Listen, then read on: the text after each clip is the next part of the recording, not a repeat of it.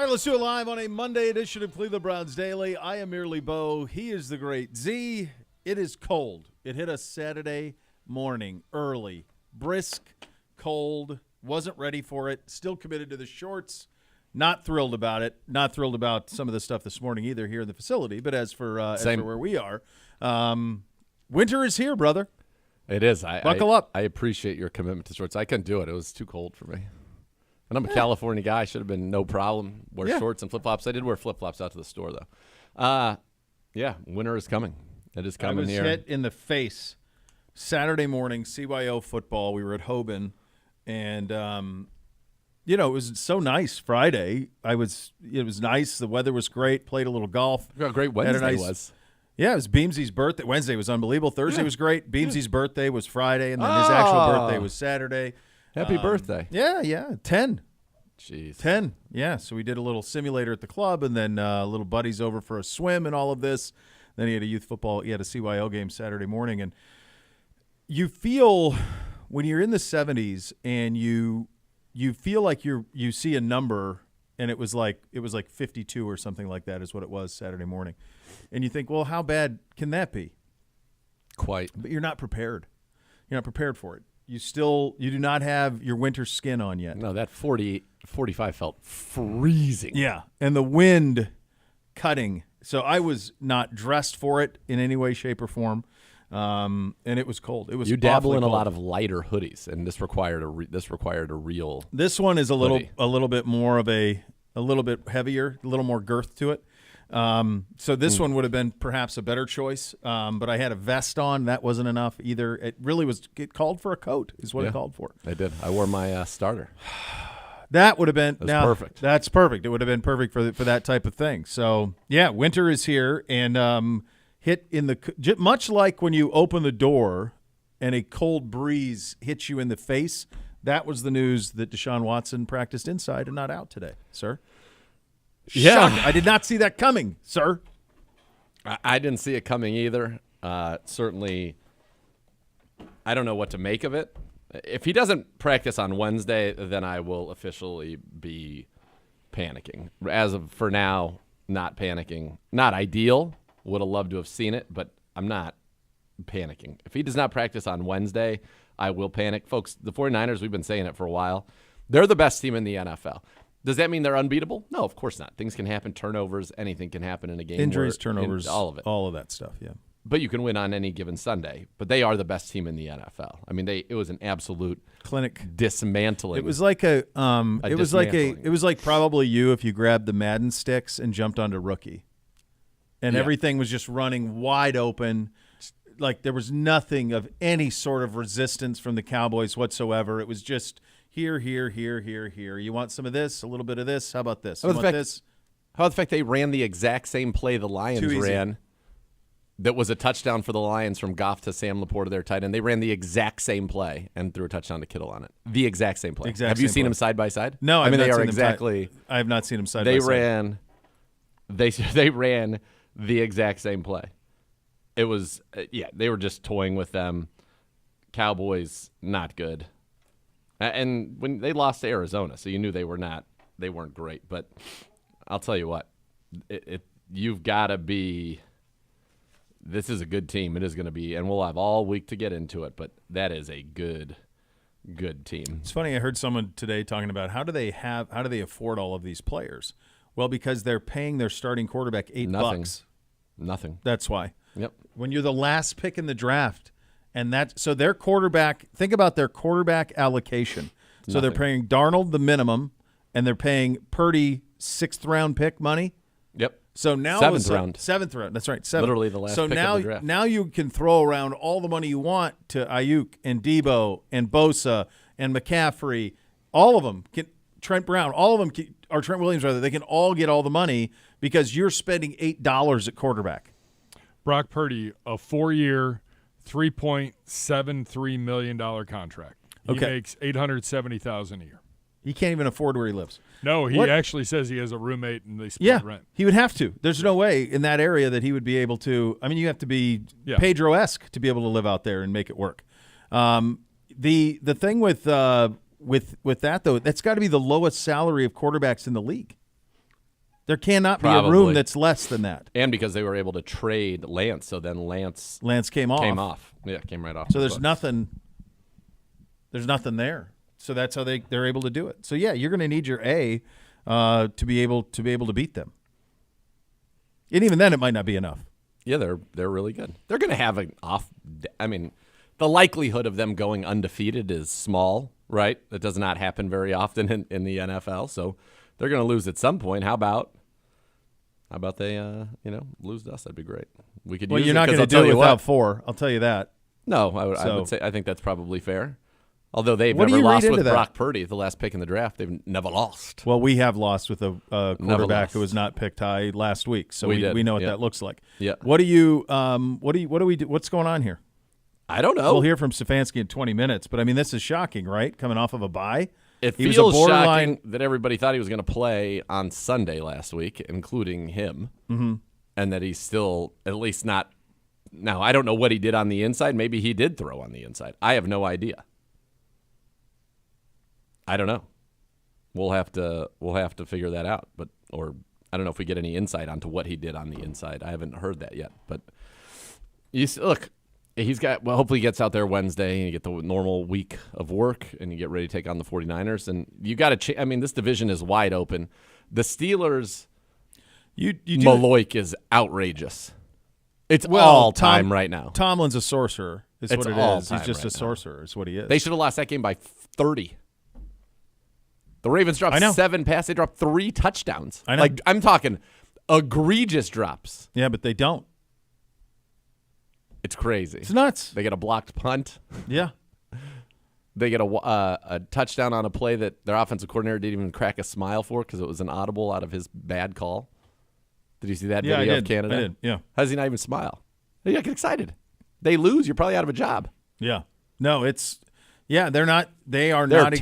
I'll tell you, They are not good. The Ravens aren't good either. Burrow is close to back. There's a play in the second quarter of the game on a third, and he steps up in the pocket and runs, slides for the first down, and goes like this. Yeah. And you go, okay, he's got some mobility back. Sure, So he hadn't done that the first few games of the season. Arizona's plucky. They're frisky for sure. They played a lot of people tough. They beat the Cowboys. They almost beat. They got smoked by the Niners. Okay, the Niners are another level though. Yeah. The Niners Niners smoked are on their everybody. own level, and then it's Eagles and Eagles Kansas are pretty City good, are in the too. mix. Yeah, those two teams are there, and then it's Kansas down. City, okay. The NFL's got to be real careful because you're putting on your own account, the Chiefs are, 2-0 since they became Swifties and this, that, whatever, and then the calls that they're getting seem crazy suspicious. I didn't watch all of the game. I Crazy. saw it only on Red Zone, so I just saw the money plays on. Go last week, that penalty on Sauce Gardner, which probably was a penalty. Are but you right here, just so we're Yeah. clear? Yeah. You are suggesting that the NFL is rigging the game for No. Kansas City. I just want to be clear. So that they're rigging the game for Kansas City No, I'm for not the saying Taylor that. Swift impact? I'm not It saying felt like that. you were I'm saying- inferring that we're on I'm the saying verge they of need that. to be careful because I think it could easily be misconstrued that way. Did you watch the end of that game? I did, yeah. How do you pick up that flag? The guy literally was interfering with him for the last 12 yards of that route. You're talking about the very last throw Yes. into it? Yes. Yeah. To Addison. If you Well, watch I that think play the reason side they by picked side, it up is because the ball was like 12 yards inside of where Addison was. if you watch that play side by side with the play with Sauce Gardner from a week ago, it's literally the same thing. I mean, the other one, there was an interception, so then they but throw that the one flag. I thought was nuts too. The Sauce one was Especially brutal that from was the a- time before. Either way, I'm just saying they gave him a catch on the sidelines where the guy clearly had 1 foot in.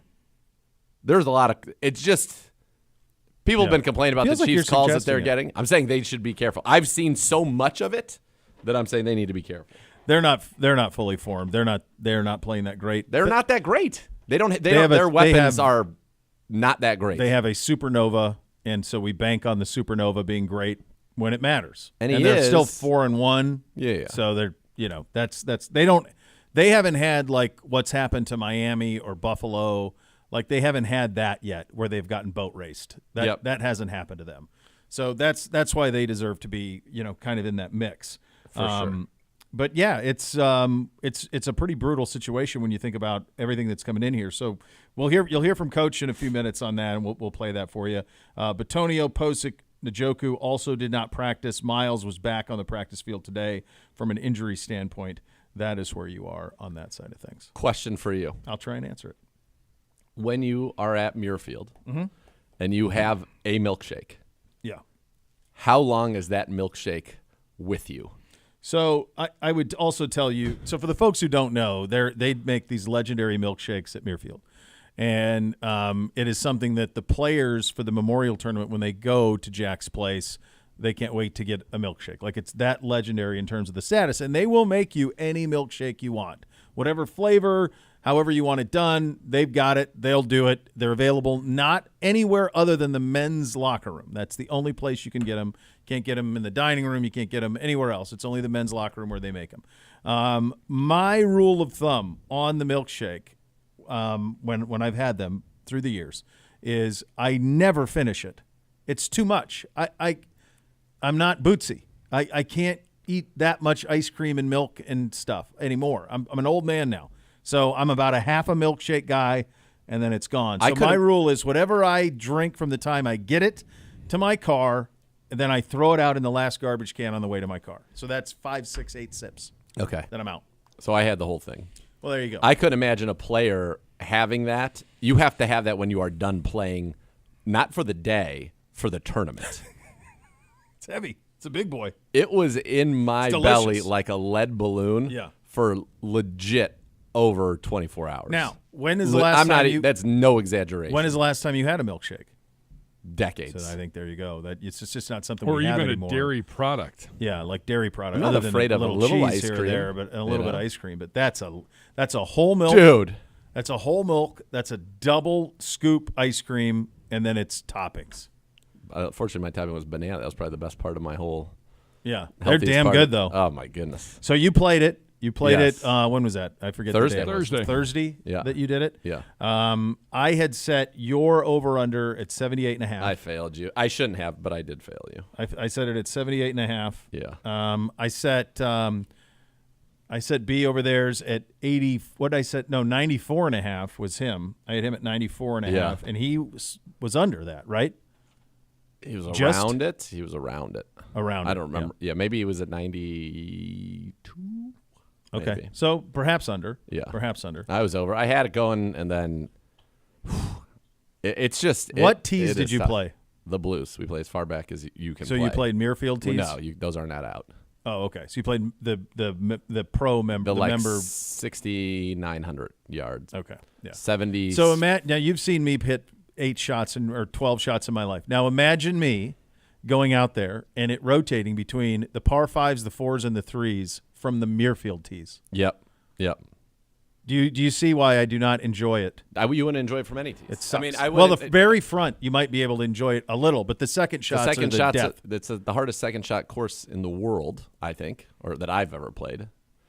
It is. The other thing too is like the par 5s. A lot of them you're kind of just hitting driving iron, 8-iron wedge. So even though they're on the card, they don't look long. There's really no. You can't hit driver. Good off the way tee, to go really. to get there in 2. And then the shot that you would have to hit into a par 5 if you were trying to go for it in 2 is near impossible with great penalty. I mean, it was such a difficult golf course. It was awesome. I can't wait to go back and try it again. But just to put in perspective, like I shot the 44 on the back 9. I haven't shot a 44 for 9 holes in decades. Mm-hmm. Yeah. And probably didn't play that bad. No, I did not hit that many. I didn't hit bad shots today. I could be like just a little off my target to the left, and then you could be like on 14, I hit my little kind of 3 driving iron, about 250 right down the left side, just in the first cut, which is the perfect angle to go to the green. But even though I was in the first cut, if I was going to hit it, I had to kind of stand in that creek. Oh, yeah. But if it was 6 inches to the right, I'm perfect. Yep. And that went from being a, potentially birdie, it would have been like a 100-yard shot to the green, to a bad bogey. Like it was just like that all over the place. And even when I hit good shots, they were not rewarded as such, because some of those greens are so narrow and they're at like an angle to you. So the pin could be all the way, and the pins were in diabolical spots. 12 was all the way down in the front, just over the water. Death. I landed on the green and ended up in the bunker with a wedge. I mean, Yeah. like, where do you And want then me to good hit luck it? stopping it coming back. Yeah, where do you want me to hit it? Right, wedge, downhill shot, downhill out of the bunker into water. So you could hit the right distance, and if you were just a little bit to the left, it was in a back bunker. If you were a little to the right, it was in a front bunker. Like, it was just so – it gives you such a respect for just how good I mean, they're so good. It's crazy. It's the only place that I've been Like, I would across- never play there. If you were a 12 handicap, it would be miserable. Oh, There would be for no sure. joy for Yeah, you. I've played there with like 10s who shoot 105. Yes, easy. Yeah, it's easy. Yeah. The guy that we played with, one of the guys who was a +4, hit one green in regulation on the back nine. Guy's a +4. He hit one green in regulation. Like, Yeah, I don't. A lot of the people now. There's legendary guys who like this legendary guy Pandal Savic, who's one of the founders of the place, just died recently. Up into his 90s, he was still shooting his age there. it's incredible. Which is crazy. So I guess there's institutional knowledge that would be part of it too. Yes. But like knowing where to play and how to play it. But I just think like there's not a break. There's not one where it's like, oh, this is easy. This is just There's one easy hole. There's not one easy hole. There's not one hole where you go, oh, there's a big old green. I'll just hit that thing somewhere and I'll 2-putt and I'll take my par and walk. And even They're all brutal. Even on the greens, you often have to hit 50 feet away from the hole and like because you got to be shortened to the right of it so that it rides this whole ridge and goes down to where the hole is. But meanwhile, that spot that you actually can hit it and have it be a good shot is really small. Tiny. And if you miss it, there were not many up and downs from around the greens because it's just heavy rough and you can't stop it. And pretty much it's always running away from you, it feels like. It was You can't awesome. chop out of the rough. You can't No. control it. You don't know where it's I can't really wait to play it again though. It was awesome. And then the next day I went and played Westfield and I was like, oh my God, golf's easy again. so much easier. So here. easy. This is so good. Yeah. So easy. So good. And that had some crazy holes on it too, but it was like nothing like me. No, Jack built it for him, Totally, and it's set up for his game. Totally. When I'm playing my best, I hit a little bit of a fade, and that course is 1,000,000,000% set up for somebody who hits it right to left. Yes. Which is what he does. He High hits right it. to left. Yeah. It's everything's this way. So All of it. yeah, anything if you go right, everything's 50 yards longer. Oh yeah, and because it all goes that and way. there isn't room to start it down the left side. No, you hit a tree. Or if you hit it straight, when ones that you hit like that are, you're going for the left side of the fairway and you hit it straight, you end up through the fairway in a creek. I mean, I did that 3 times on the back nine, where I hit a good ball about 290, 300 that lands in the fairway. Yep. And then ends up in a creek. Yeah. And I'm like, how'd that happen? and then I was thinking like at my course or any of the courses I play normally, even the day before or the very next day, I'm hitting a wedge from 100 yards to the green. Yeah. And now I'm dropping and hitting 3. And when you drop, there's nowhere good to drop because that rough by the water is so thick. And it's like this. And that's what the subtlety of the stances and where the ball is above or below your feet, which really does affect the ball, especially when you have to be as precise as you do there. It's an awesome test. I don't think you get hardly any level stances other than the tee boxes. Yeah, not many. And then the middle of most fairways. But anything on the edges of the fairways is all side hill, downhill. That's it. Yeah. It's It's hard. good. It was good. It ain't built for everybody, for sure. It's No, built like for I very was few, talking think. to one of my buddies who has a friend, a mutual friend of ours who plays there quite a bit, and I think he's like a solid at their course like 11, Mm-hmm. and he's after like every time he says after like 12 holes, like get me off this course, like I'm done. You Also too don't hard. take into account how hilly it is, and so like And even walking you in great shape, but you're walking it, and like the fatigue, the mental fatigue of not being rewarded shots, juxtaposed to the physical fatigue of up down, like It's hard to get up into a 10, rhythm. Up 10, down 11, up to 12, down to 13, 14, But up to 13, 15. you have to walk a long way to Long get ways. to the tee Yeah. box, and then it's kind of and up, it's up and, then back, down, and then down, and Yeah. then down 14, up 15. yeah. Yeah, it's full day. Full day. And the bunkers are in. You can't see out of some of them, for God's sakes. If you miss any of the greens ones, you can't even see the. And they're all kind of like literally where you would hit it. So the landing area when you're hitting a driver 280 to 310, the landing areas on a lot of these are like this big. Yeah, it's tough. Pedro's here.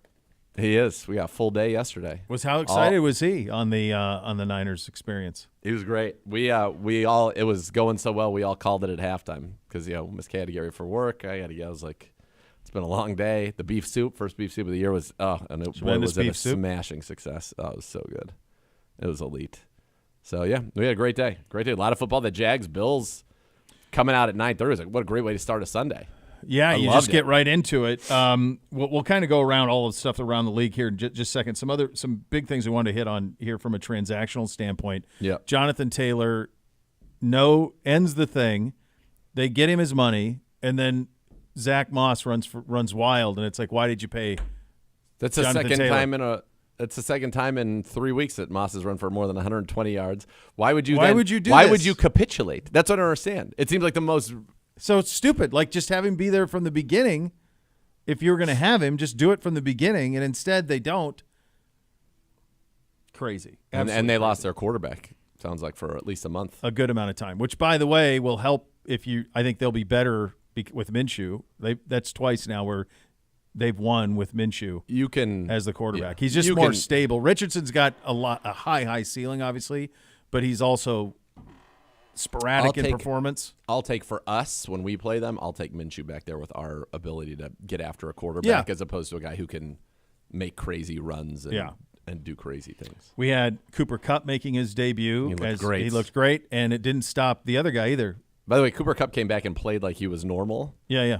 Jonathan Taylor comes back and what do you have? 3 carries or something like that? Yeah, nothing. It was all Zach Moss. It was all Zach Moss. I don't understand that at all. The one from Thursday, which we didn't have a time to talk about. What happened? No Chase Claypool and everything's good. Now Justin Fields is great and the Bears are great and there's everything that everyone thought they'd maybe be in the offseason. That was sad. Sad that we had it but didn't have it because it was a Thursday. But I mean, we told you they were going to win. Now it was a Thursday, so pay attention for us. Yeah, but that was a stupefying game. How could the Commanders be so Jekyll and Hyde? By the way, as somebody, this is the only Commanders game I've watched. But as somebody who has Terry McLaurin, why isn't he on the field all the time? I don't. I feel he's on the field maybe 50% of the time, and typically it's to run a 3-yard hitch. I couldn't make any sense out of their plan. This was a crazy week for fantasy because you had DJ Moore, Jamar Chase. Who else went nuts? Jamar Chase went up for 50. Yeah. Well, 50. What's his name was right there. He was 44, DJ Moore, 42, he was 44. Right he was right there. 47. And Kittle had 3 touchdowns. I mean, it was a crazy. Kittle had 3 catches. Yeah, it was a pretty crazy weekend from the fantasy side of things. All right, coming up next, you'll hear from Coach at the podium. We'll also go around a very big NFL Sunday. The Hoff will join us for the Joe Thomas half hour of the program coming up at 2 o'clock. We are off and running. Cleveland Browns Daily, 850 ESPN Cleveland.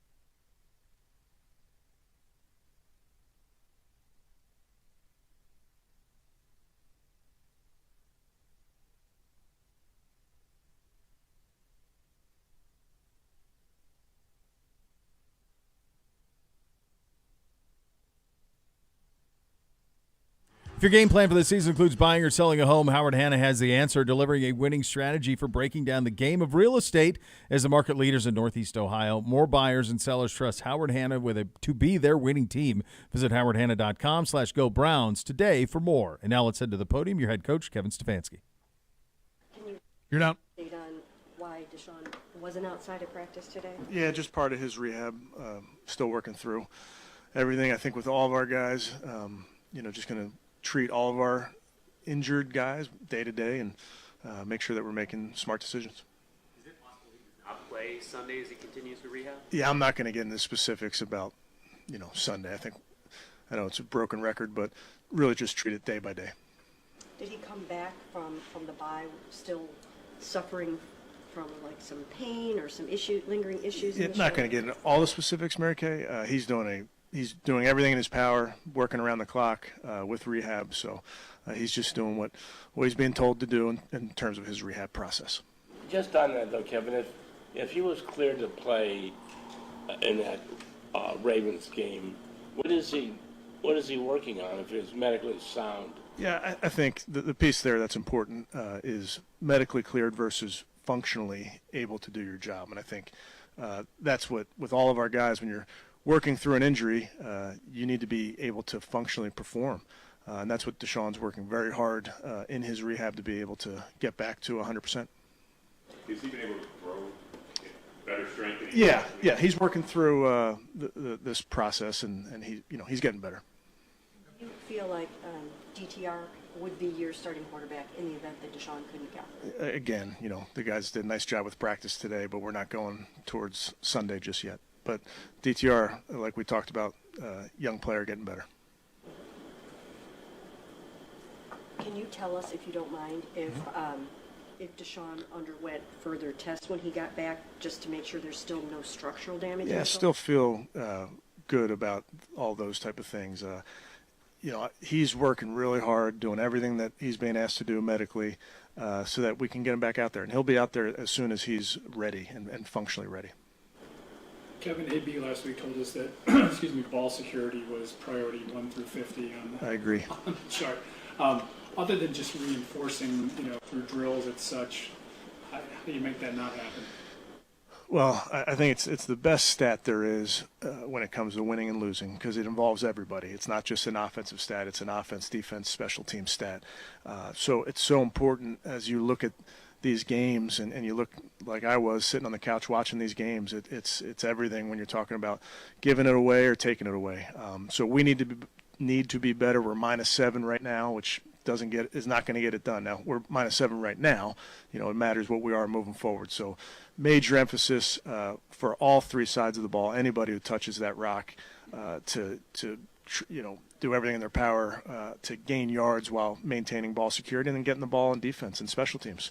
Opportunities for us to get the ball. So major point of emphasis, and then it goes back to just not the point of emphasis, but technique. And that's what we worked on today. Whether, it's center quarterback exchange or a running back running through, getting the ball trying to knock it free, or with our DBs working to knock the ball out. So it goes back to not just the mentality, not just the emphasis, but also technique. Andrew Berry said that Jed Wills isn't playing like he wants to, but he also said that he's going to play better going forward. What makes you think he's going to play better? Yeah, I just think you focus on the work and you focus on that practice just now and getting better with your technique. When you're playing tackle in this league, you're going to have some moments where the other side gets you. There's some good rushers, as we all know, but he's going to continue to battle and I think continue to get better. Does he play to the whistle? Yeah, you have to. And I think with our quarterback, with extending plays, you can't just play to the whistle. You have to really play through the echo of the whistle because you're trying to keep plays alive as much as possible. He does that? He's trying. Progressing with his foot. Yeah, doing better. Do you expect Jordan Kanasic to be back this week? Yeah, I'm not sure about this week. He's getting really close. Another guy that's working very hard, but we'll see how the rest of this week goes. Kevin, how pleased are you with the development individually of a lot of your guys defensively? It just seems like so many of your players on that side of the ball playing the best of their careers. Yeah, I think that's a big piece of this, Jake, is, guys getting better year to year, getting better week to week. I think in a given season, you try to evolve offensively, defensively, special teams, if you will. But I do think there's guys that are understanding what we're doing schematically and ultimately just applying those techniques. And I think you could go specifically the defensive side of the ball. I think you could go through all three levels of guys that are really applying the techniques and having success doing it. Did you change anything about how you handled the bye week coming out of last year? Not material. Well, I mean, you look at everything. Yes, you look at different meetings that you have, different things that you do with the players. But I think every year is so different when the bye is so different also. So we changed things here and there, but not to say that it's wholesale. What did you think of the 49ers? Yeah, obviously played really well last night. Have been playing very, very good football on all three sides of the ball. We had really one eye on them last week in our work, in our bye week work, and then we'll really dive into them starting today. I know the sample size isn't that big to do a self-scout, but aside from the turnover issue there, what were maybe one or two things that you took away from that? To the team or? Yeah, as you went through your bye week self-scout. Yeah, I think you're right. Not a 4-game sample size and then some circumstance with a weather game and those type of things. So you're trying to look at all of it and parse out, some individual things that we can do better with players, some schematic things.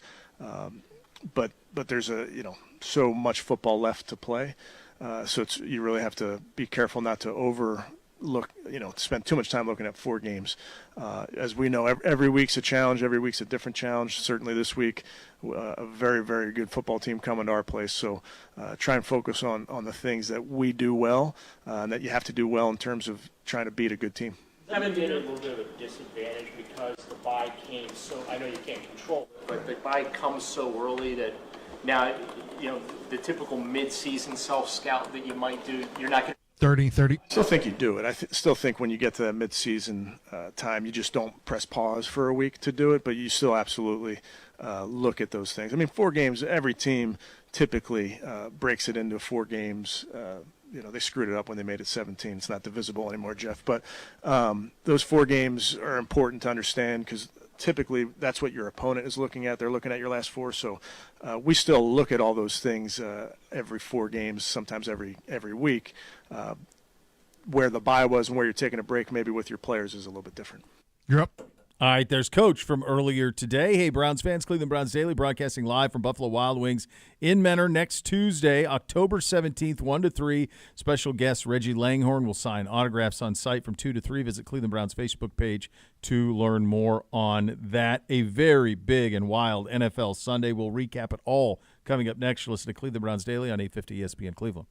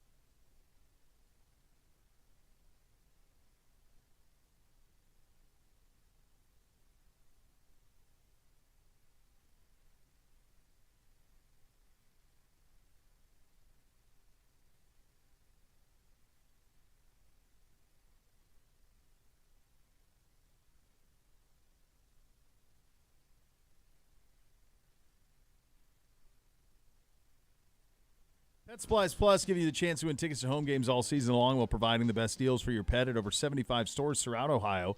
Enter to win at clevelandbrowns.com/Pet Supplies Plus or receive a coupon to use at your local store with your entry. Pet Supplies Plus, proud partner of your Cleveland Browns. You know, speaking of pets, today was the day for Buddy Garrity. Snip, snip. Oh, boy. Snip, snip. All right, maybe it'll kill. It was so sad. So as I'm taking him up this morning to, you know, he had to load him into the car, and he thought, oh, all right, Dad, we're going for a walk. What's the harm? What's the harm? Dude, as soon as we came around the corner of the house and he saw the car running, and one of our cars we used for, like, taking him to the vet and, like, sports and football, and it's kind of a junk car. When we make that corner, he saw that car, stopped like this. I'm like, oh God, buddy. I was going to say you got to get him over that because I know friends of mine that have gotten to the point now like they have to sedate the dog just to get the dog in the car. Well, this ain't going to make it better. What happened today? I wouldn't think. Nope. So last night I was explaining to the boys, you know, what was going to happen, and they were like understanding what was going to happen with him. And I said, you know, with the new order. The law of the land now is that I have to choose one of you to remain masculine, and the other two have to get snipped. So, like what he's going through, two of you guys are going to go through it as well. And NBC is old enough that he could kind of tell that you're kidding. That I'm full of it, yeah. But the other two are not. Bootsy quickly goes, take theirs. Take theirs. Like that. Beamsy goes, save me. Beamsy goes, who ordered that? The president?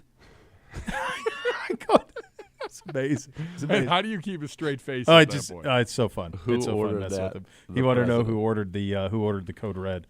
So yeah. So he's apparently all went well, but so I guess we'll pick him up here this afternoon and see how it all went. Oh boy, yeah, poor fella. So now he's got to have a cone on his head for the next few days. Yeah, it's funny. Amy said to me, she's like, stuff. Amy was really emotional about it, and I remember it being a nothing. I don't remember our dogs having cones. I remember like they were just living.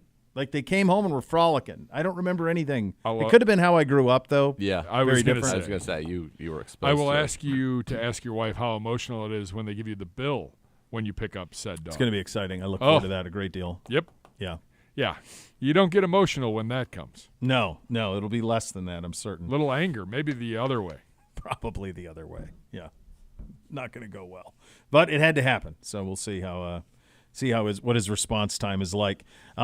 It is obviously you prefer to have your own team to root for and watch, but it is kind of nice to get a week to just observe the league. Yes. I enjoy it. I enjoy not having to feel like I have to watch every play, be locked in every second, like to be able to just kind of watch the whole league. And because of Red Zone, or you have the YouTube TV where you have the 4 screens, like Pedro couldn't handle it. You can really, he did. I bet it's a lot. Couldn't handle it. I'm not sure I could, to be honest. I like 4 screens on one. My favorite is 3 games and Red Zone is the 4th.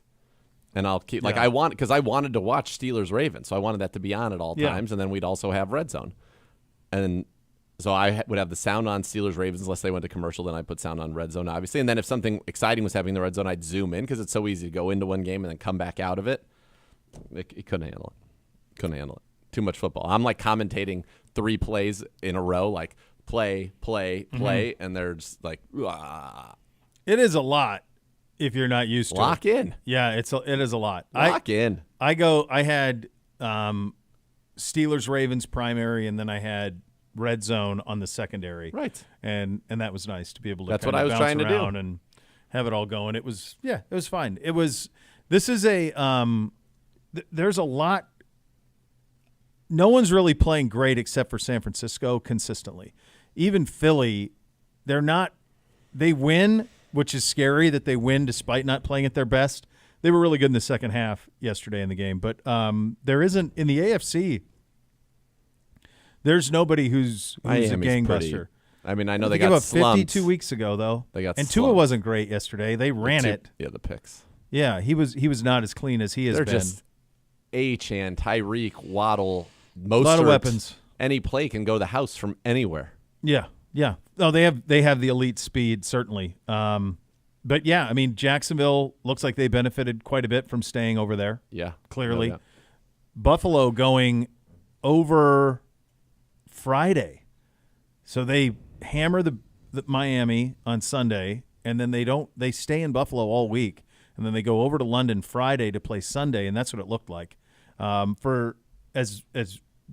Just as another option. Isn't that Somebody what went we did, today. Gibbe? Baltimore No, went we today. went Thursday night. Baltimore plays their Sunday, and they went today. They went today? They went today. They play the Titans over there, and they're going Titans. later in the week. Yeah. I don't know because Who's going later in the week? Titans are going like Thursday, I think. I wonder. I mean, it's almost like just going to the West Coast, though, isn't it? For Baltimore? No, for Buffalo. I mean, isn't it? It's probably what, a 4 or 5 hour flight? Oh, it's got to be 6, doesn't it?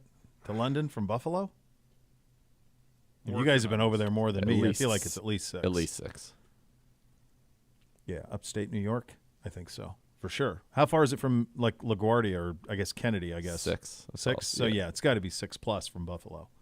5, 5.5. Yeah. Yeah, and then Baltimore's left today to play there.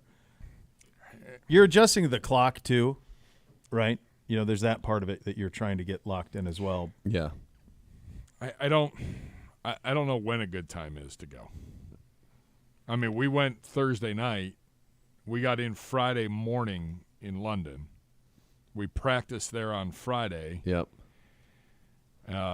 Saturday walkthrough at the stadium and Sunday game, and then Those you guys games had seem the to be- worst trip home. known Oh, to mankind. man. Jeez Louise. Those games seem to be whoever, like, kind of gets out to the good start typically wins. Now, the Bills Kind of like the primetime games so far this year, by the way.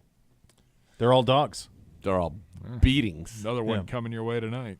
I don't know what's going to happen This tonight. game but should it's- at least be should be competitive. competitive. I hope. Neither one's that good. If I were a betting man, I would bet that Vegas starts quick and that the Packers make it close late. Would be my I won't guess. Be awake.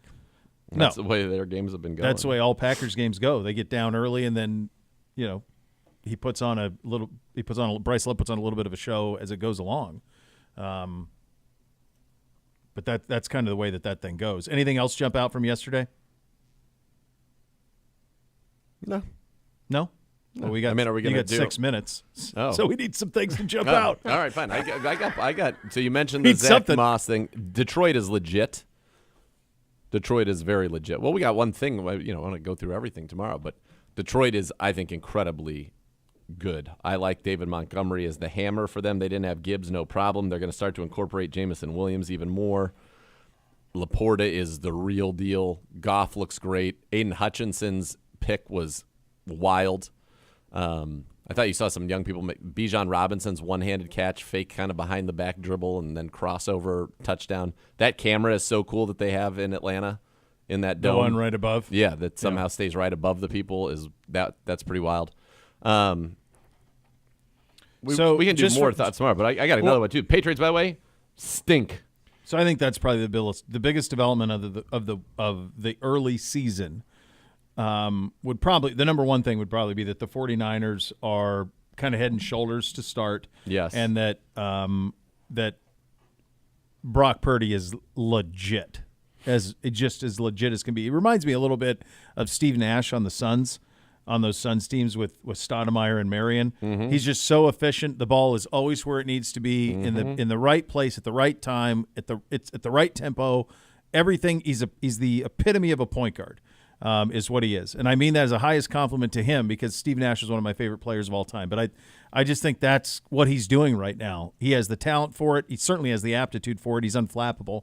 And the ball is where it needs to be, on target, with pace, every single drop back. And he's got good subtle movement in the pocket. His ability to just his ability to really do everything that you need to do to play quarterback. Like he is an elite quarterback. That's a fact. That's the bottom line. The other thing I would say through the first month is New England. Patriots are dreadful. By the way, if you're Jim Nantz, what did I do to tick off CBS? So what game did he have this weekend? That's a great question. They were on. I don't know, Kansas City, Minnesota.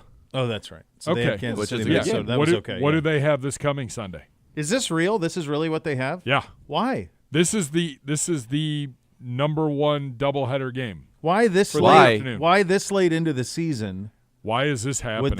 Would that happen? So it's Patriots at Raiders is the CBS National Game of the Week. Yeah. That's at 4:05 though. That doesn't even feel like a It national should be game. 4:25. You got Lions Bucks at 4:25. You got Eagles, Jets. Well, the Jets aren't good.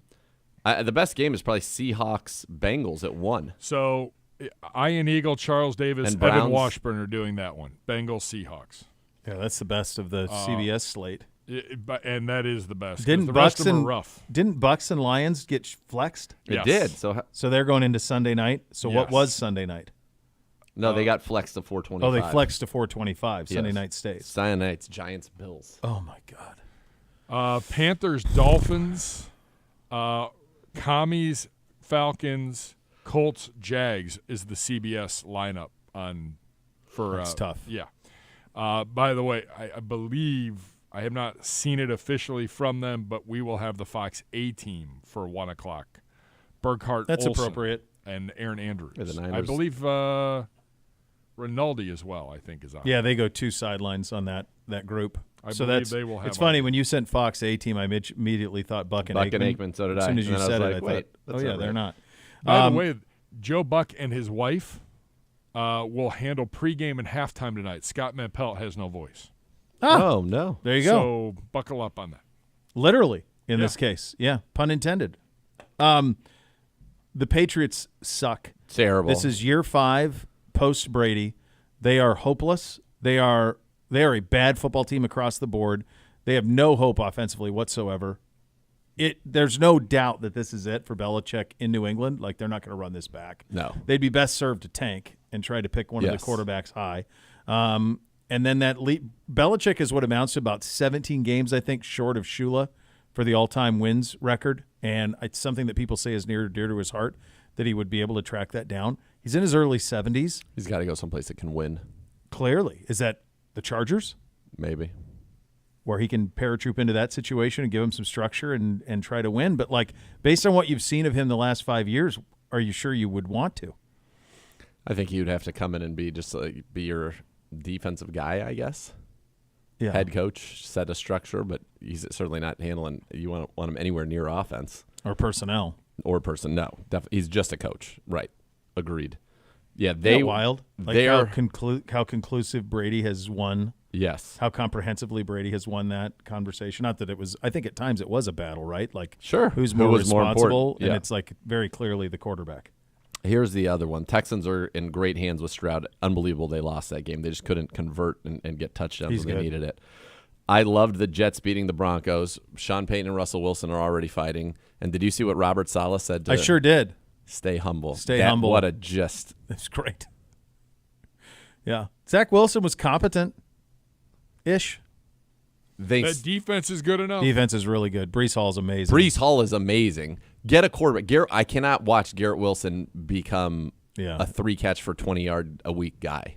Yeah, the kid can't. He just can't throw it out there. Who's in a well? I guess Olave is in a little better spot. But I still think go get. I mean, let me just to Olave's circle back. catching one ball a game right now. Circle back to the Patriots.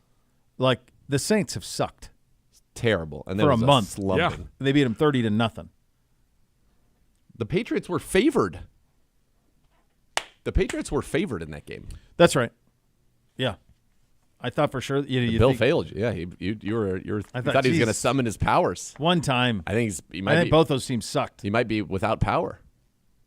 Yeah. They would be best served to lose the rest of the games. Yes. And Carolina might not win anyway. Carolina. So the Bears will be fine. They're going to pick. They'll end up with Marvin Harrison Jr. and away they go. How bad are Carolina's? No easy way to fix that. No, the That's the other thing. That's the most I've watched of him. He is too small. yeah, it's tough.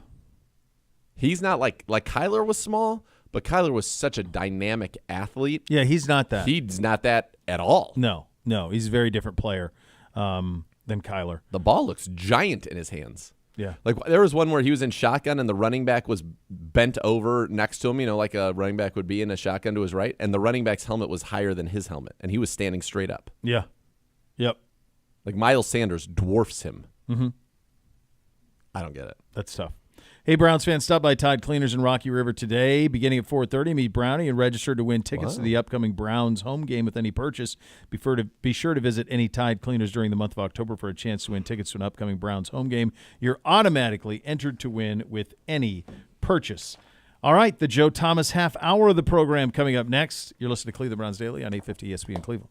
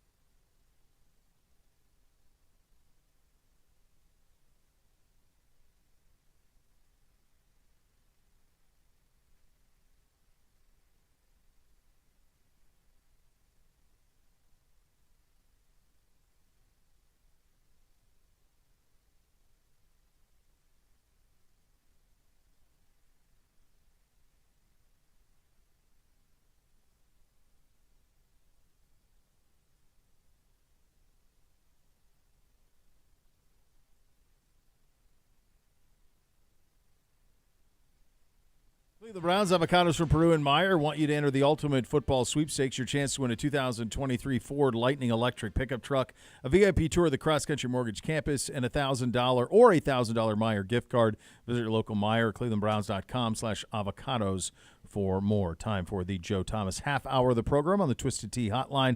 Brought to you by Twisted Tea Hard Iced Tea, official sponsor of your Cleveland Browns. Keep it twisted, Cleveland. We are joined now by the Hoff. Hoff, take us through.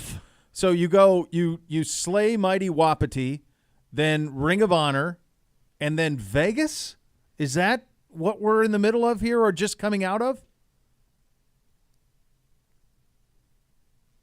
Oh, not again.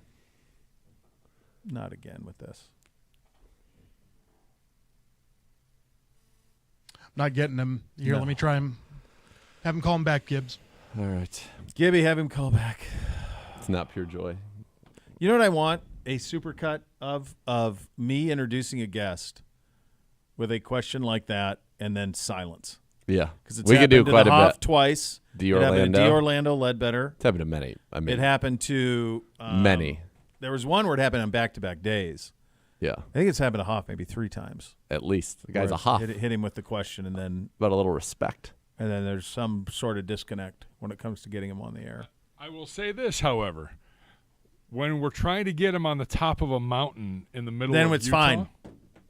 It's fine. He All right, admits try him again. that the phone signal might not be totally there. Hoff, what did you hear of my introduction, if anything? No, Hoff. The next level is next. We're back tomorrow. Yeah. Do we have Hey! What a You miracle! Oh, my God. Oh! It's a miracle. Wow. Oh, my God. The Hoff is connected. In 2023, we can talk to somebody who's in some other location. Another location. We did it. Hoff, what did you get of my intro, if any? I heard everything. It was flawless, Emmy worthy, and Yes. I'm so sad that I was not able to follow through with the great introduction with a lovely setup of my weekend in Vegas, which included an Adele show. Wow. That I was ready Oh. to sign back up to go watch her the very next night because it was so fantastic. Run it right back. Wow. That's like you only hear that about Taylor Swift from the Swifties. There's a vocal talent, though, with Adele. Oh, just, yeah. Where did you see her, Hoff? She was at Caesars, so like in their little theater that they have yeah. there.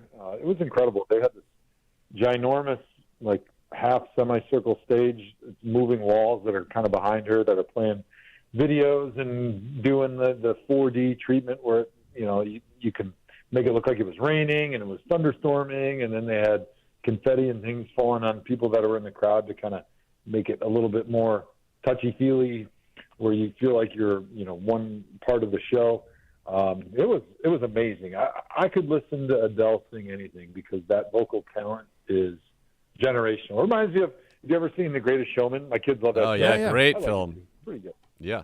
Jenny Lind. the Jenny great, Lind, what yes. do they call her? The Never Swedish enough. Nightingale or whatever. Never, I feel like, never. I feel like Adele is on that par with her, and so hearing her was just spectacular. And to be truthful, she had the same vocal cord type surgery that I did, and so she only plays like Friday and Saturday night, and then she goes on vocal rest like right after for a day or two. And you could hear at the end of the show she was kind of starting to lose her voice, and so, hey, I think you should go see Adele now if you're ever interested, because I don't know how much longer she's going to be able to perform, because I just don't know if the vocal cords will hold up. And she's on a residency there, right? So, like, there's probably a lot at stake here for this. Financially, quite a bit. Yeah, would be my guess. And rest those. You got to rest those vocals. You got to rest that. Hoff, give us food highlights. So we went to Nobu on Friday, which was incredible. A bunch of those in the world. They're all fabulous. The one go-to dish is always like their little Wagyu steak cubes that you pay $100 million per ounce. That's right. But it feels like it's worth it when you throw it in your mouth, because it comes out in these little hot rocks. They pour a little alcohol on it and they light it on fire. And so it just like briefly flash cooks it, and then you use little chopsticks. It's always amazing. Just the best of the best Wagyu on earth. So that was a huge highlight. And then we went to Cathedral the night before, which I think was in Caesars. You know, it's weird when you're in Vegas. You have, like, no idea where you are. Every casino It's looks all a maze. Yeah. You have no idea. You just jump in a cab, and then all of a sudden you come to another place that looks exactly like where you left, but it's got a different restaurant. But we had this really cool sea bass that was baked in salt. You know, they layer it up with like an inch of salt. They bake it, bring it out. They cut the salt away, and then they kind of cut the fish up into little pieces. I thought that was really cool. That's the first time I've ever had a salt-baked fish. And it's not a real salty flavor to it. It's just a way of kind of keeping the moisture in. But it was awesome. So I would say those were kind of my two highlights from the meals when we were out there. But everything you eat out there is just amazing. Lots to choose from there, my friend. So the news that we had this morning that Deshaun Watson did not practice with the team coming out of the bye surprised us. Did it the same for you? And is it fair to question if there's more to this injury than maybe we were led to believe? Yeah, I mean, I think that's the question that we all want to know about, because it seemed like even though he didn't throw in practice the week before the Ravens, when I was at practice talking with Stefanski and watching everybody, it just had the feel that he was going to play, that it was kind of just, hey, we'll rest him up for the week. He's got a bruise. He'll come out here on Sunday. He'll be fine. Then he didn't play, and I think that was a huge surprise. But then you said, okay, well, a lot of times when you got the bye week coming up, coaches will say, well, let's rest him this week because then we can give him basically 2 weeks full rest, and he'll be ready coming out of the bye. So when Deshaun didn't practice today, now I'm starting to ask the same questions you guys are asking. Like, is there more to this injury?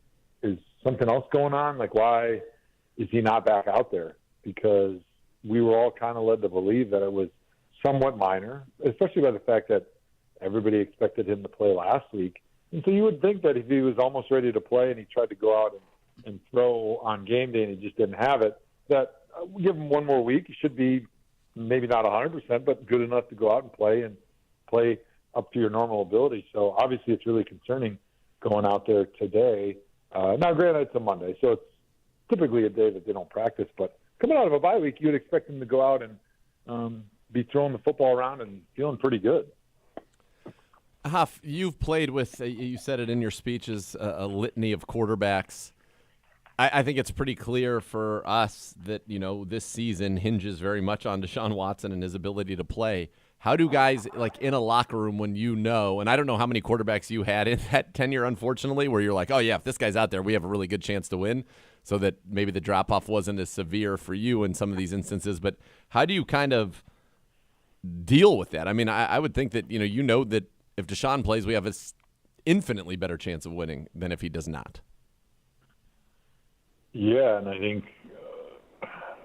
we thought DTR played well in the preseason because he did, and I think hopes were high that this young kid could kind of shock the world and be a very good player from day one. But, his first outing was not very positive. Sure. I think, putting it mildly, he did not look very good, didn't look comfortable, looked like the moment was too big for him. And that was not something we saw in the preseason. He looked very cool, calm, collected. He got all those games under his belt playing in a pretty big spotlight out there in UCLA. And so I think it was a surprise, but you do have to, I think, reflect back, and this is what I did after watching the game, that the NFL preseason in today's football is just not what it used to be at all. Not only the quality of the play, but nobody even game plans anymore. I mean, so everything is just so vanilla. It's really hard to really take much out of a preseason performance and extrapolate on that and say that somebody's ready or not ready for the regular season. So from the Browns' perspective, I think after watching DTR in the game against the Ravens, like, everybody knows, if Deshaun's there, we got a chance. If he's not, I'm not sure we're feeling very good about our opportunity and our chances for success. Well, no, and you're coming out of a bye week at 2-2, and I said this going into it, and that was with the notion that you'd have a healthy Deshaun Watson returning to action this week. It's almost like a season restart. because what you were or what you thought you were going to be at the end of the preseason is very different than what you are now because you do not have Nick Chubb and you don't have Jack Conklin. Yep. So you're a totally different team than what you thought you were going to be coming out of the preseason. So it's almost like, to me, this week against San Francisco, it's almost week 1. Is that fair? Yeah, I think it is fair because it was such a weird 4 games before the break that you didn't really get a whole lot of answers. I mean, going into the season, you expected Deshaun to play better, to look better than he did last year. And you got that against the Titans. Yep. But then the injury thing was weird. He didn't play well in week 1 or 2. And the one thing you knew that you felt like you could count on offense was that, all right, we're going to have Nick Chubb. He's the best running back in the NFL. We can run block. We can run the football on anybody. So to not have him, the weight of expectation and the weight of the success of this team really lays squarely on Deshaun Watson's shoulders. So the importance of getting him out there healthy and having him play good football like we saw against the Titans is even more important because you can't fathom a way the Browns can win games without Deshaun Watson out there. And I know the defense is one of the best in the NFL, but without Nick Chubb, and unless they bring in some other running back, I don't know if we have a stable of running backs right now where we could just go out and say, hey, we're going to run the ball 40 times and it's going to give us a chance to win, even with that great defense. How big of a loss was Jack Conklin in the sense that, DeJuan's done a good job in pass pro, but there's been a definite drop-off in run blocking. Was Jack Conklin maybe, did we not appreciate how good he was in that aspect of the game? I agree. When he was with Tennessee, his first year he was named All-Pro. It was largely because of the way they run blocked. And he was a huge part of making Derrick Henry the household name that he is. And so I think the pass blocking that he gave you, which was obviously really good, was far surpassed by how good he was in the run game, especially the outside zone stuff. Our guards are great at pulling, and our center, especially Nick Harris, is pretty good at moving and getting out front of guys that are pulling on some of those toss cracks and the pin pull type schemes. But Jack Conklin was among the best, or at least one of the best outside zone blocking tackles in the NFL. And I think DeJuan has done a nice job, but you just miss a guy that's that exceptional in the run game to be able to set the point of attack, to get movement on those defensive ends, to work in combination with his guards and his tight ends. You just miss that. And I think you missed that veteran presence too, because DeJuan's done a great job, but he's not exactly going to be out there telling Njoku who they're going to on combinations or where the pass protection scheme is being called. And so I'm sure he's leaning a lot on Wyatt.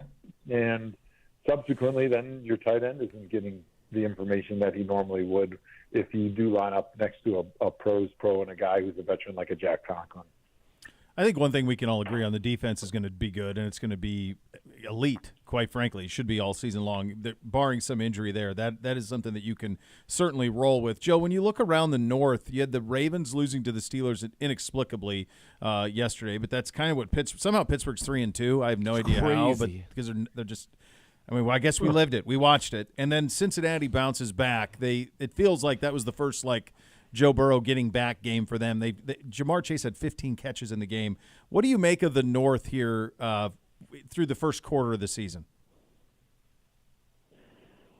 Yeah, there's really not a whole lot to make of it because it is so unusual. I think just watching all those games, you can say, all right, we feel that by the end of the season, the Bengals will have it figured out, and they kind of read it last week, or this past week on Sunday.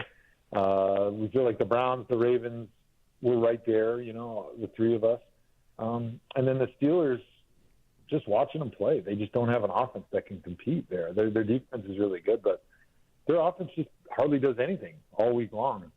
And to have them sit where they are at 3-2, tied with the Ravens for first place, is a head-scratcher. But how they got there, right, we saw one of them, unfortunately, and then when they go against teams that just make a ton of mistakes, ton of turnovers, self-inflicted wounds. They took advantage of it. So you got to give them credit there. But I think the rarity of playing against NFL teams that make the number of mistakes that we did playing against them and then that the Ravens did playing against them is not something that you can count on for 17 weeks.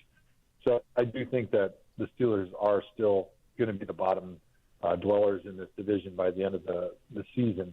But it's wide open to me between us, the Ravens, and then the Bengals, because I don't think anybody has really separated themselves just by the old eye test watching those teams on film. And really, it's probably going to come down to, in my opinion, how Deshaun Watson comes out of this bye week. How does he look? Does he continue to progress?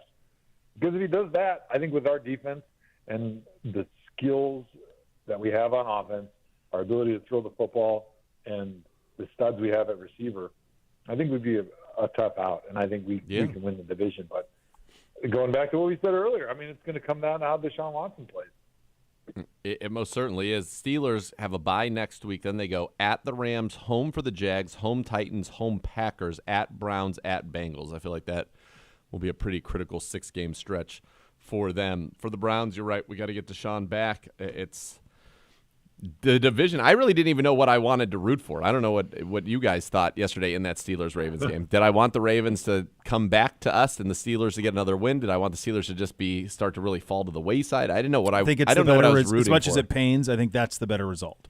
Is Baltimore getting the loss? Yeah, is better than them jumping out to 4-1 and everybody being closer together benefits us, I think. I agree. That's what, ultimately I was happy with that. Although it's like you're watching it, you're like, these punks do not deserve to be 3-2. No. But Tomlin's a wizard. I don't know. I don't know. There's some sorcery that happens in that building. It's wild. It really is. I mean, think about the block punt for a safety in the fourth quarter. They get the sack strip fumble touchdown against us in the fourth quarter. It's pretty crazy there. Sunday night football. We'll see them. Is this Niners team? I mean, they're demolishing people. Yeah, I did Lions Packers on the radio last week, and coming out of that game, I was really impressed with the Lions. I thought they were incredibly balanced. I said I think they're one of the most balanced teams in the NFL. But then watching the Niners and the Cowboys, I mean, it's just a different class right there. The way the Niners can beat you, obviously they got the great defense. They can play zone, they can play man, they can rush the passer, they can stop the run. So basically their defense can do anything they need to. They got the best set of linebackers in the NFL, so nobody's getting any cheap yards on them. And then you look on offense, they got the wizard Kyle Shanahan back there, and then it just seems like every week somebody new is stepping up and making plays on that offense. Like George Kittle was dead. Like, he hasn't done anything. My wife has him in fantasy, so I get the George Kittle Blues report every week. And all of a sudden this week, he's got 3 catches, 67 yards, and 3 touchdowns.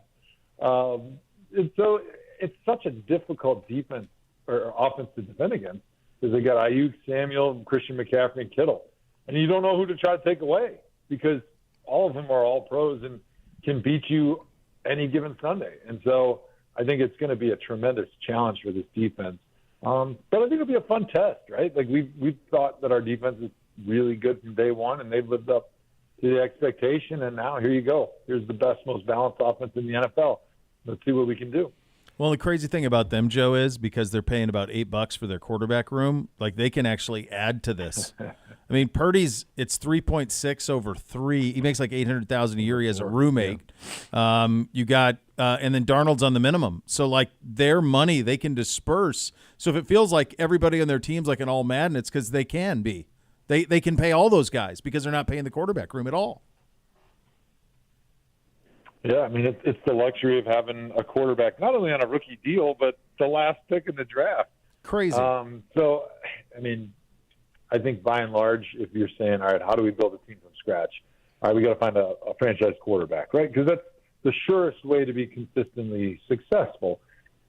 But, I mean, if you get really super lucky and you find a Brock Purdy last pick in the draft and you are able to put together a really well-rounded offense with a great defense like the Niners have, I mean, that's a team that's the most well-built for a successful one season. You know, if you're just parsing it out and saying, all right, how do you build one season of success. Boom. The Niners, I mean, they've got it figured out. They got a quarterback that doesn't make a ton of mistakes. But I will say one thing about Brock Purdy. He's not exactly Jimmy G. Like, I thought Jimmy G played well. Obviously, the injuries were why he's not there anymore. But he also was not a risk taker. Like, it had to set up pretty well for him, and then he could deliver the throws. And a lot of times Kyle put him in those great positions. But you watch Brock Purdy, like, he's out there creating a little bit, like getting outside the pocket. He's taking some chances down the field. He's doing stuff that Jimmy Garoppolo didn't have the comfort to do, and something that you wouldn't expect a guy who's the last pick in the draft in his second NFL season would feel comfortable doing, especially when you have such a great defense. A lot of times you get that in your head as a quarterback. I think you say, all right, just don't screw it up in my defense. And then you're afraid to take chances, and I think it handcuffs you a little bit. But to Brock Purdy and Kyle Shanahan's credit, like, he's not just out there taking the layups and being afraid of his own shadow, throwing the football down the field. I mean, he's a tough out because he's not predictable, just taking the easy stuff all the time. The Steelers are 3-2. Their point differential is -31 for the season. Do you guys have any? Have you looked at what the Niners' point differential is? Four? They played 5 games. 5 games. It's got to be around 100. It's 99. Yeah. I mean, they are just beating people. Yeah. Yeah, they are. Yeah. Yes, they are. Yeah, it's a pretty clean operation. It's incredible. I made this point earlier, Hoff. I wanted to run you by this a month into this thing, how great the 49ers have been. We'll see them firsthand here on Sunday. What do you make of, as someone, you have the gold jacket, and you're certainly aware of the history of the game, the struggles of Belichick here in New England. They were beaten 30-0 by a Saints team that is not much at all, Joe, Yes. and there's really no path for them. To me, you could argue that New England's maybe among the more hopeless teams in the league in terms of a way to turn this around. What do you make of that struggles with Belichick in New England? Well, we actually had a semi-serious, legitimate conversation on my podcast, Tomahawk Show, with Andrew Hawkins today. Is Belichick tanking for Caleb Williams? He's not. I mean, they stink. I mean, their ownership might be like his ultimate ruse. Like the one thing that you never thought you'd expect Belichick to do was like intentionally lose, right? Because the guy just hates losing so much, and he's so obsessed with doing whatever it takes to win, no matter what. Like, he didn't care. It was the last game of the season during their undefeated stretch. Like, he was playing his dudes. And it's interesting because all of a sudden, like, there is no light at the end of the tunnel with Mac Jones. It looks like he's regressing. The decision last year to put a special teams coach and a defensive coordinator in as your offensive coordinator, not only did it backfire that season, but it seems like, I don't know if it destroyed Mac Jones' confidence or what, but like, he's only gotten worse since that point. And all the bad draft picks and the bad personnel decisions that Belichick has made for the years now seem to be coming back to haunt him, because the team just doesn't really have a whole lot of talent anywhere. And you got a quarterback that can't play football, can't throw the ball. So, I mean, they're in a world of hurt, and you start to wonder, like, hey, is the writing on the wall? Is Belichick going to want to retire? But at the same time, you also tell yourself, like, Belichick has always enjoyed doing things people didn't expect. So he's either going to, like, retire tomorrow, or he's going to be like, nope, I'm very happy not retiring until you least expect it, and just hanging on for a couple more years. And then you wonder, like, how long does Robert Kraft sit around and say, we still want a coach that's in his mid-70s that clearly is not the same guy that he was when Tom Brady was there. How long do we want to let him have the reins? It's a stunning thing that's happening there. I thought equally as stunning was, do you see Orlovsky this morning said that Mac Jones would be just as successful as Brock Purdy if he was the quarterback of the Niners? No, that's not. I didn't see it. That's silly, though. Rex Ryan almost lost his mind. That takes. I am exhausted by the undercutting of Purdy. You got to just at this point admit he's good. Good. He's outrageous. Really good. He's got great anticipation. The ball is where it needs to be, on time, always. There's very little, if any, mistakes. He hasn't lost. Okay, never lost. Yep. Like, it's. Come on, give the kid a little bit of credit. Just an inch, I think. It's enough. Hoff, we've got Monday Night Football tonight. Raiders, a place you just most recently were, versus the team of your home state, the Green Bay Packers tonight. What do you make of the Packers and what they've been early on here post Rodgers? Well, it's been interesting because Jordan Love had that really good game in the fourth quarter where they were down by 17 and they came back and they beat the New Orleans Saints 18-17, and everyone jumped on the Jordan Love bandwagon, and then he followed it up with a stinker against Detroit. And I think for me, I'm really excited to watch him just to kind of get more reps for him to just kind of determine, what do we think he can be? Because at times he's looked pretty good, but then at times he looks like he is a first-year starter where he makes a lot of silly mistakes. Can't throw accurately down the football field. So I think just having more opportunities for us to watch him is exciting because we just want to know who he is, right? And I think it was easy for Packer fans to get super pumped because of that comeback that he staged in the fourth quarter, which was tied, I think, for the largest comeback in Packers history in the fourth quarter. And it also happened to be Jordan Love's first start at Lambeau Field in his career. But I don't know. It's one of those fun ones where this is a guy that's been around a long time and he's been talked about ad nauseum, especially here in Wisconsin, whether he can or can't be the next great Packers quarterback, and an opportunity to do it again here on Monday Night Football. I think it'll be fun. It'll be good to watch, and anybody that enjoys the game of football and the drama surrounding the NFL, and certainly the drama surrounding the Aaron Rodgers and Jordan Love draft picks back when Aaron was still their quarterback, is going to love to watch what happens tonight. And I don't think this is a great test because the Raiders are not a great team, but it's just one more opportunity for Jordan Love to try to put together a solid performance. Do you think it's a big one for Devontae Adams? I don't know. That's a good question because I don't know how much bad blood he had leaving Green Bay. It feels like he said, I saw that he said, if they had just offered me what they ultimately offered me earlier, I would have stayed a Packer for one more year. So I think he was leaving anyway. It sounded like he had no interest playing there if he wasn't playing with Aaron Rodgers. Yeah. Now, the crazy thing about it is, given the way things had unfolded, had he stayed with Green Bay last year, he might be a Saint now because he really, truly wanted to play with Derek Carr, his college quarterback. Right. Yeah, that's true. Which is weird. Yeah. Not that he wanted to play with him, but that just how the timing of that changes all of that. Yeah. So I guess I don't think he had a ton of bad blood. I mean, I'm sure at the time he wishes he got a deal, but it's not like he was banging the table saying, I want to be a Packer for life. I think he wanted to play with Aaron Rodgers, of course. Yeah. Sure. But I don't think he feels slighted that, this was his hometown team or that he wanted to just be here forever and they didn't give him a deal. And I think it's been 2 years now, so he's probably feeling okay that he's in a better situation, especially if Jordan Love doesn't turn out and play a good game tonight. It'll be much easier for him to say, well, glad I'm here instead of trying to catch passes from Jordan Love. Hoff, was Robert Saleh going up in the post-game handshake with Sean Payton and just looking at him with a smirk and saying, stay humble, the biggest diss in the NFL this weekend? Can you even fathom that? I was sitting on the couch like we usually do on Sunday with my son Jack. We're watching football, and he's glued, and he hears me just cheering like a maniac for the Jets. And he's like, Dad, why are you cheering for the Jets? Because he has all of our fantasy teams memorized. He knows all my players. I have to ask him, like, do I have that guy? And he knows. But he's like, Dad, why are you cheering so hard for the Jets? And I go, because what Sean Payton did to Nathaniel Hackett in the offseason was so disrespectful and unprofessional that it doesn't belong in the game of football. And as somebody who played the game, to hear the way that he drug his name through the mud unnecessarily, the man already had his medicine getting fired. Like, he didn't do a great job in Denver. Clearly there's some other issues because Sean Payton's not doing a great job either. But yeah.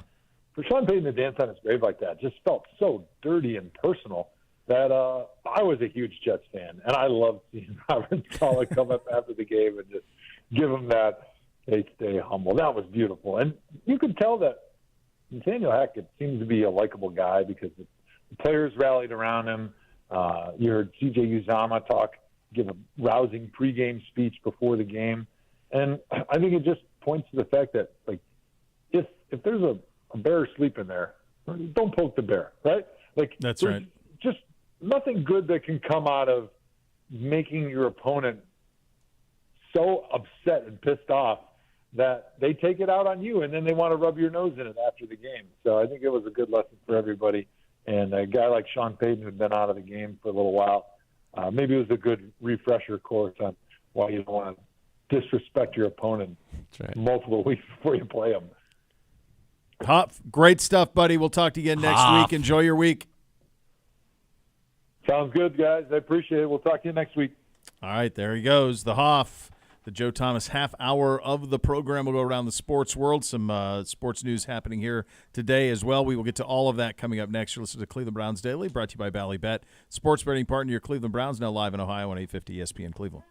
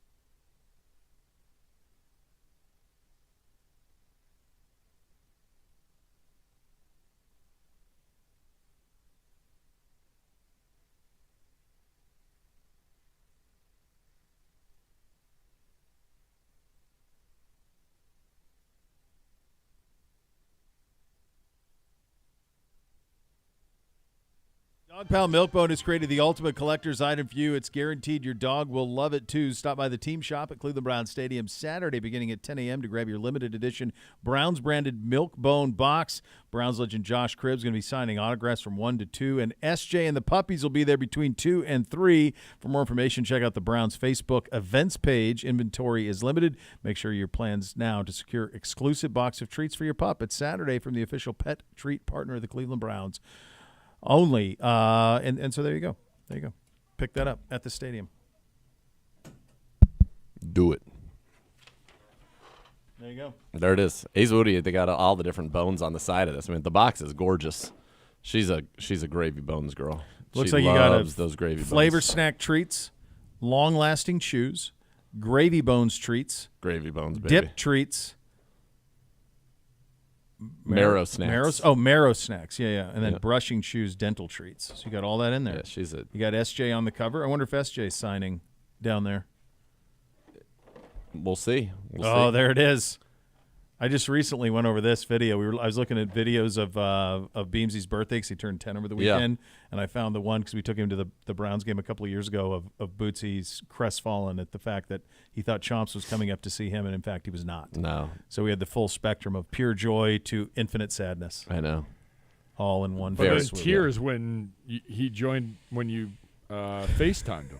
He was. That legit. I don't know if people realize that. We were doing the coaches show over on the west side. I can't remember where. And we were and Chomps was there, and I FaceTime Bootsy, and he was in tears at seeing him there. Seeing him. So there you go. Yeah, loves him. Loves him. Absolutely loves him. Probably from a college football side of things, I can do this pretty briefly.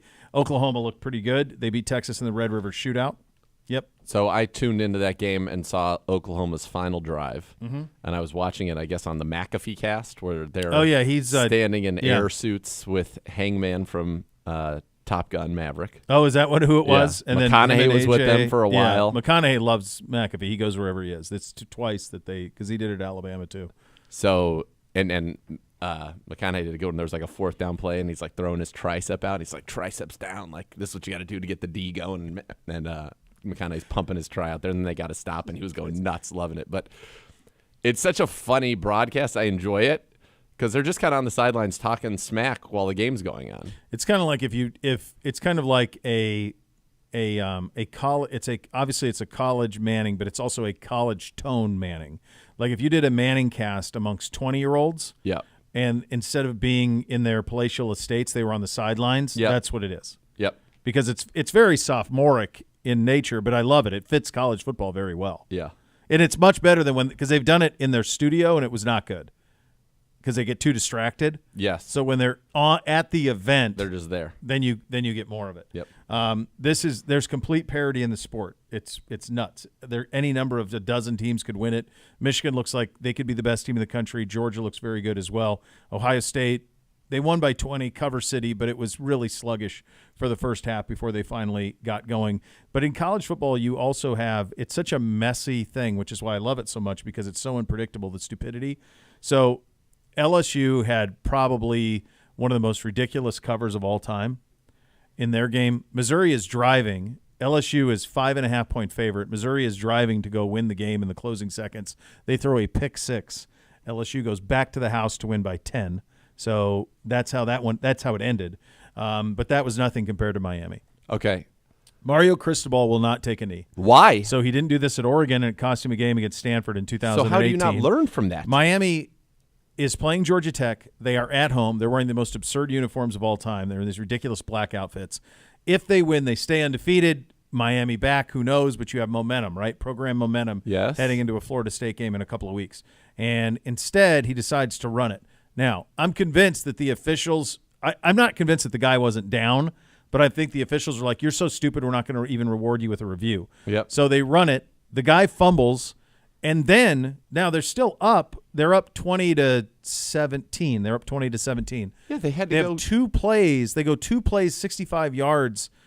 Twice they get beat behind. Once on the sidelines, then again they hit a big one, like a 55-yarder back coming across the middle. Just one of the most stupefying coaching decisions I've ever seen. Okay. To By the But way, that's two the beauty things. of college football is these guys are nuts. by the way, So like, this type of to stuff a happens all Georgia the time. Tech team that lost to my alma mater That's a right. week earlier that Yes, had that's no correct. business even being on the field. With Georgia BU. Tech lost to BG last week Okay.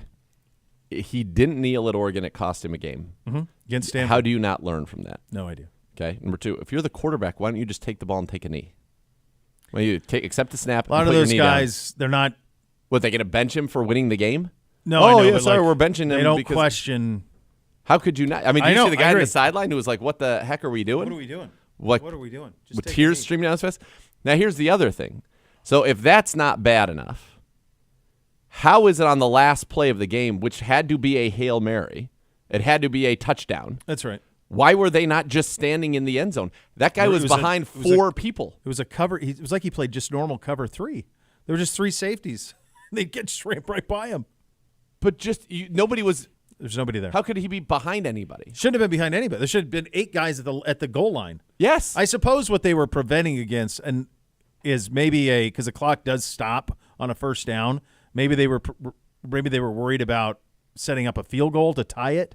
But even still, like you have to have 4 guys. I mean, there's just nobody behind you. It's rule 1. What did they change with that rule, though? They change it in the last 2 minutes. It's back to the old rule. The rest it. of the game is Nice. running. Got it. So the last 2 minutes they go back You to the can old still rule. do that. Okay. Yeah, the clock stops on first downs.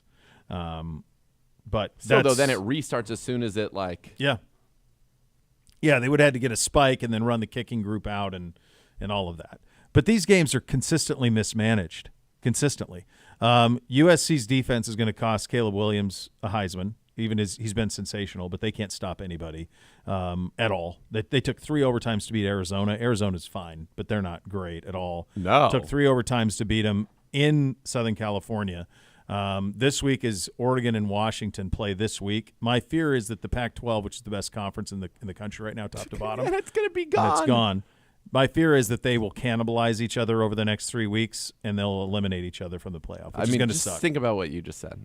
It's true. They haven't been this for 15 years. Agreed. And I would argue. But they've sent teams to the championship you want game. me to put not in the BCS, not in the playoff era. Oregon, no? Oh, yeah, you're right. 14. Mariota? Mariota. You're exactly right. Very first year, Mariota and those guys did.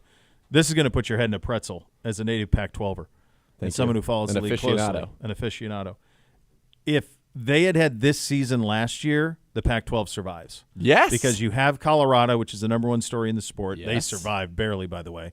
You have all these quarterbacks, 3 of which are Heisman candidates. One's a returning Heisman winner. You would have got the $50 million that the athletic director or the president of Utah thought that you were worth. Yes. You would have got that money had this happened last year. You would have been the conference that maintained, and the Big 12 would have crumbled. That's what would have happened. Yeah. Yes. So it's the bad timing of 1 year And cost one of the iconic conferences. And by the way, I feel like had it gone that way and the Big 12 teams then dispersed into, as many have already left for the SEC anyway, Yeah. or the SEC into the, maybe Kansas comes in the Big, who knows what it is, but I think that ends up with a better overall conference structure in the country anyway. Yeah, what probably would have happened is the Pac-12 would have looked to add Kansas, Baylor, the basketball schools maybe? Yeah, probably that they would have looked to go to the Pac-12 if they would have wanted to. It could have expanded into the Texas, maybe TCU, Baylor, Kansas, Oklahoma. I don't know, something like that, some amalgamation of that. And honestly, if the Pac-12 survives, maybe the Big 12 survives too, and you still have 5 Power 5s. That's the thing that probably would have happened more likely than anything is that you would have had 5 of them. And it's just they missed it by a year. Yeah. So they're going to have this historic final year and then done. Gonzo. So that sport's crazy though on a weekly basis, and it's never been more wide open than it currently is. Need a new roof on your home? Never replace your roof again with the Renew Home Exteriors Replace Once for Life warranty. This month with the purchase of a new roof, get free installation on a solar-powered attic fan to help you take the load off that AC and HVAC unit. Keep your attic venting properly. Install today and save no interest for 24 months. Renew Home Exteriors, superior product, superior service. Visit renewestimates.com. We've got a score for tonight. We will do that coming up next. You'll listen to Cleveland Browns Daily on 850 ESPN Cleveland.